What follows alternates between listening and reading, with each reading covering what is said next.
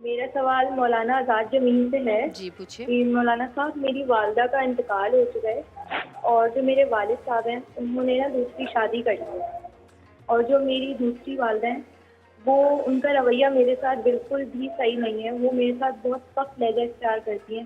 تو کوئی ایسا وظیفہ بتا دیں کہ جس سے ان کا دل جو ہے وہ میرے لیے نرم ہو جائے. مشکل کام ہے یہ تو. سوتیلی ماں کا دل نرم کرنا ہے ان کو. ماں جب ماں ہوتی ہے تو اس کے روئے روئے سے ممتا نکل رہی ہوتی ہے. بھائی بے شک.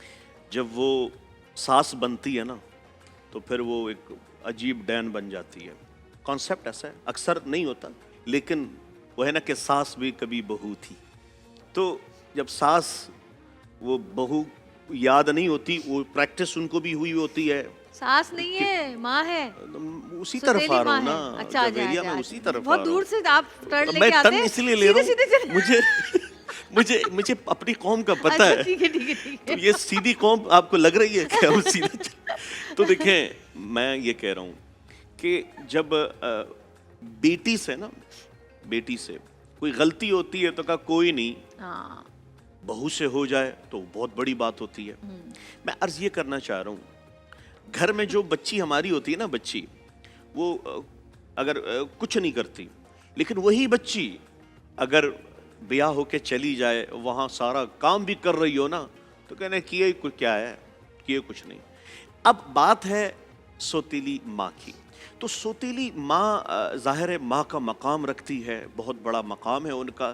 لیکن یہ ذہن میں رکھیے گا، وہ ہے نا کہ جب اپنے بچے روئیں تو دل میں درد ہوتا ہے، اور اگلے کے روئیں تو سر میں درد ہوتا ہے. تو یہ کیفیت بنتی ہے. آپ کبھی نہیں کہہ سکتے، لیکن ہاں آپ کوشش کریں. آپ صلی اللہ علیہ وسلم کے پاس ایک شخص آئے، صحابی، یا رسول اللہ میں نے شادی کر لی ہے. کہا کہ کس سے شادی کی ہے؟ کہا فلاں خاتون سے. کہا وہ تو بڑی ہوئی عمر کی ہے. کہا تم تو 22 سال کے ہو، وہ تو بڑی عمر کی خاتون ہے. آپ اپنی ہم عمر سے کرتا کہ آپ ایک دوسرے کا مزاج سمجھتے اور پھر عمر گزارتے. تو وہ صحابی کیا کہنے لگے پتہ ہے؟ وہ صحابی وہ عرض کرنے لگے، یا رسول اللہ میری جوان بہنیں ہیں، ماں میری ہے نہیں، باپ ہے نہیں، کوئی بھائی ہے نہیں. اگر میں اپنی ہم عمر لاتا تو وہ تو ان کے ساتھ کھیلتی کودتی، ان کی تربیت کون کرتا؟ میں نے یہ بڑی عمر سے شادی اس لیے کی تاکہ وہ ان کے ساتھ ماں کا کردار نبھا سکے.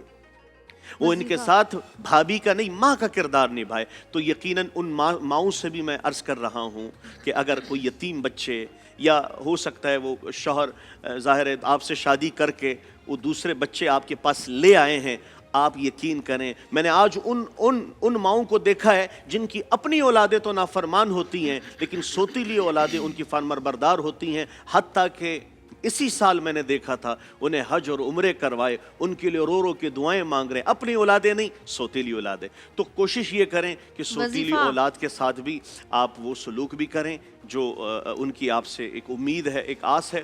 اور وظیفہ رب اغفر وارحمہما کما ربیانی صغیرا، رب اغفر وارحمہما کما ربیانی صغیرا. اس آیت کا ورد کریں. اور اگر آپ چاہتی ہیں کہ محبت بڑھ جائے تو ایک وظیفہ بتانے لگا ہوں، جائز کاموں میں آپ نے استعمال کرنا ہے، ناجائز میں اگر لگائیں گے تو وہ الٹ ہو کے آپ کے پاس آئے گا. یا مقدم روزانہ آپ کسی چیز پر 7 دفعہ پڑھ لیں، یا مقدم، اور 8ویں دن 8 دفعہ پڑھیں اور ہلکا سا ان کو مٹھاس میں کھلا دیں. انشاءاللہ آپ کو لگے گی یہ میری سوتیلی نہیں، یہ تو میری اپنی ماں سے بھی زیادہ مہربان ہے. انشاءاللہ.